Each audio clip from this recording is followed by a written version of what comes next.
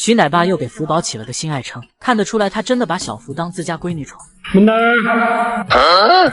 要知道闷墩儿在四川话里是胖玩呆萌萌可爱的意思。看来福宝在老徐心中的地位属实不一般。自从小家伙回国后，爱称越来越多，从一开始的小福到乖乖，再到捣蛋小淑女，还有闷墩儿，并且奶爸每次喊孩子都是夹子音，只能说他已经完全迷失在公主的美貌中。要知道老徐经常上山给孩子砍竹子，这天又给福猪猪带来牛尾竹，第一次尝试这个味道的福宝有些不适应，还用委屈巴巴的小眼神看向奶爸，结果对方一句话把熊孩子整不会了。对，乖嘛，这是乖娃娃嘛，说的就是你。吃不惯竹子的福宝也没委屈自己，留下剩饭拍拍屁股就走熊，这才是福猪猪身为顶流国宝该有的傲娇，并且恃宠而骄的公主吃个饭也得徐奶爸亲自上场去请孩子。小红，相比于宝贝刚回国时大口干饭的样子，如今吃惯山珍海味的他对美食没有丝毫兴趣，足以证明徐奶爸将孩子照顾得有多好。一向宠孩子的他还很喜欢热熊，平日里不是摸闺女的脑壳，就是趁着做行为训练对福宝咸猪手。老徐紧紧握着孩子的手，死活不放开，估计福公主自己都得寻思，摸手是行为训练的必备流程吗？不过徐奶爸可没有过于溺爱孩子，该批评的时候一样不少。当小福不讲卫生对着水槽蹭屁股时，老父亲看到后又开始唠叨闺女。哎呀，你玩儿，不是你水槽喝水的，不能去吐的。锅巴公主还喜欢躺在青团堆睡觉，身为直男的徐奶爸，每次看到闺女不爱干净都要吐槽一波。你看你死，你爸爸睡在一起，你真的是那么多干净地方不去睡，你就要睡点干的。难怪都说他是中国式奶爸，这教育方式像极了两脚兽的爸妈。正因为老徐的教育方式，也让福宝回国后掌握很多技能，从前不会劈的竹子，如今能抱着大块垛，丰容露齿器更是不在话下，就连吃个竹笋也是四脚朝天的动物。福猪猪的性格更是肉眼可见的开朗，宝贝面对游客就是个活力四射的小太阳，总是变着法逗姨姨们开心，在饲养员面前就是个妥妥的跟屁虫。老徐在外场打扫卫生的时候，福宝紧紧盯着对方，即便自己在外场营业，也要躺着小脑袋找奶爸的身影。难怪猫粉们对徐奶爸这么放心，毕竟福宝性格好，他绝对是功不可没，小丫头才是江左梅梅的真爱吧。母女俩的关系亲密到互相依偎，小丫头生产前夕阵痛让她难受不已，好在美奶妈始终在一旁陪着。只见宝贝紧紧抱着饲养员的手臂撒娇，像极了寻求妈妈安慰的大宝宝。对于小丫头来说，奶妈就是最大的安全感。而江左梅梅被压到手麻也没放开，反而温柔地帮闺女按摩，试图缓解小丫头的疼痛。要知道成年大熊猫领地意识很强，何况是即将生娃的小丫头，可她对奶妈却是无条件信任，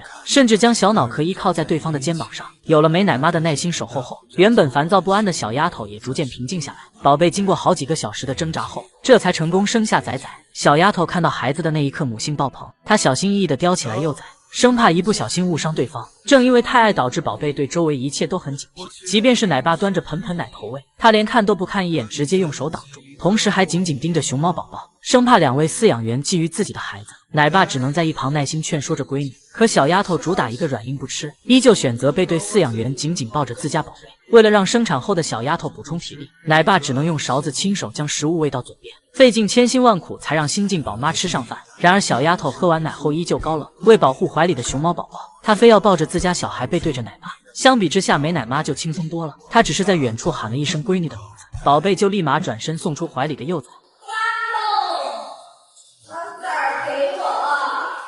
正因为这份信任，小丫头一点也不担心，心大的她直接不管不顾地吃起来旺仔牛奶。这天小丫头正抱着孩子玩耍，母子俩玩得正开心的时候，被美奶妈打断。她一看到对方就直接上交孩子，难怪江左梅梅会宠溺地摸闺女脑壳。成为母亲的小丫头，免不了有一些产后的抑郁和焦虑。宝贝和生产前一样不吃不喝，更是懒得动弹，只喜欢躺着思考凶生。美奶妈得知后，第一时间安慰闺女，不仅拿着竹笋一口又一口喂给对方，还满脸温柔抚摸着孩子的小脸。小丫头就这样在奶妈的怀抱中安心睡去。只能说熊猫和饲养员间的信任真的是用爱来建立的。希望每个毛孩子都能遇到自己的美奶妈。看到谭爷爷温柔地摸完花花，下意识后退半步的动作，才明白他对孙女的爱有多克制。明明花花已经抬头回应爷爷了，可老谭还是碍于基地的规定和摄像头，不得不收回手，满脸无奈地看向孙女。都说谭爷爷最爱的熊猫是花花，他会给对方开小灶，也能满脸宠溺的摸头杀，每次喂饭都能毫无顾虑地近身。一人一熊的相处方式像极了爷孙俩。即便花花和谭爷爷这么信任，也不能阻碍领导下达禁止近身的规定。其实基地这样做也是为爷孙俩好。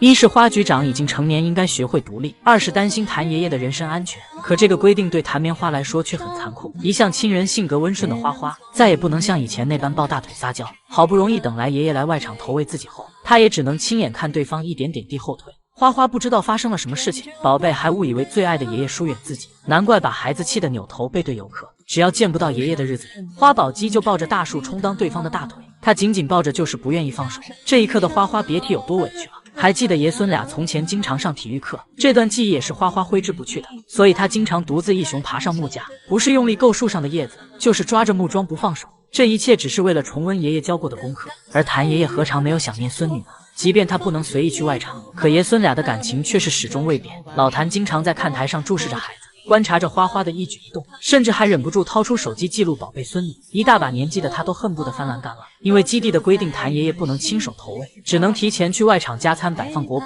可花花不习惯自己觅食，毕竟平日里都是谭爷爷将食物喂到嘴边。看到宝贝孙女手足无措的样子后，谭爷爷不忍心孩子满地乱找，直接在前台大声指引花花寻找小苹果。这一嗓子给了对方极大的安全感。然而谭爷爷也有忍不住的时候，本想去外场一趟放下小苹果就走，结果他看到孙女流口水的样子，竟然上手帮对方去擦，直接将基地的明文规定抛在脑后。当花花喝盆奶不方便的时候，谭爷爷也会亲自去外场帮孩子端盆。只可惜他再不能像以前那般趁着孙女干饭时拍后背的灰尘了。难怪都说谭棉花天下第一好，即便是减少见面也抵挡不住爷孙情。你见过比大学生眼神还清澈的国宝吗？胖大海从小到大都不是一般熊，小时候的他委屈巴巴躲在墙角，长大后苦学技术编鸡笼，明明体型壮如一座山，却喜欢对着奶爸奶妈撒娇个没完。事实上，这小子从刚来到这个世上，就注定他有着不平凡的一生，不仅用一声狗叫震惊奶妈，还是同龄滚滚们中与众不同的存在。别的小熊猫都是白白净净的毛绒玩具，唯独胖大海又红扑扑又大，都把小家伙尴尬到缩头缩脚，内心 OS 我要努力让自己看起来小一点。或许是因为格外显眼的身材，胖大海察觉到自己格格不入后逐渐内向，性格孤僻的他总是独自一熊行动，经常蹲在小墙角玩妈妈的青团，即便弄得满身都是疤疤也是笑嘻嘻的。难怪这小子人送外号史大海。然而看似是个爱熊的胖大海，内心却是妥妥的搞笑男。当奶妈在打扫卫生时特意给他唱歌，宝贝原本还想给对方个面子，即便自己困到睁不开眼也在极力配合。或许是因为奶妈的歌声太魔性，宝贝到最后装都不愿意装了，直接向后一倒，装作呼呼大睡的熊样。当其他熊还在吃竹子的时候，胖大海已经用竹子掌握好几门手艺活，不是背着竹笼找饲养员要零食，就是化身包笋机器。只可惜包完的笋子全进了妈妈英华嘴里。亲妈粉至今没想明白这小子为啥胖，不过英华在关键时刻还是很爱孩子的。每当调皮的胖大海爬树看风景，他就待在树下默默等待着接好袋回家。宝贝看到英华后也会马上下树，母慈子孝的画面令人倍感温馨。只可惜没多久，中心爆发犬瘟热，北洞担心小家伙的安全，便提前召回。刚满1岁的胖大海就这样离开饲养员和妈妈，独自远赴北洞。久久没有适应新环境的他，总是躲着新饲养员孤零零趴在树上，直到隔壁的阳光开朗大男孩的出现。这小子整天被萌兰缠着唠嗑，对方还投喂过新鲜竹子。原本还内向拘谨的胖大海逐渐被治愈，宝贝不仅学会了萌兰同款咬手手，还化身北洞第一显眼包。平日里不是对着姨姨们疯狂扭屁股，就是和院子里的乌鸦斗智斗勇。自从不速之客弄坏自己的阿贝被胖头鱼后，胖大海就彻底和恶霸乌鸦结下梁子。每当发现对方来自己的院子，他就打起12分的精神，恶狠狠盯着，总感觉这小子下一秒就要扇过去了。胖大海简直就是天选搞笑熊，从小到大的熊生履历都很精彩。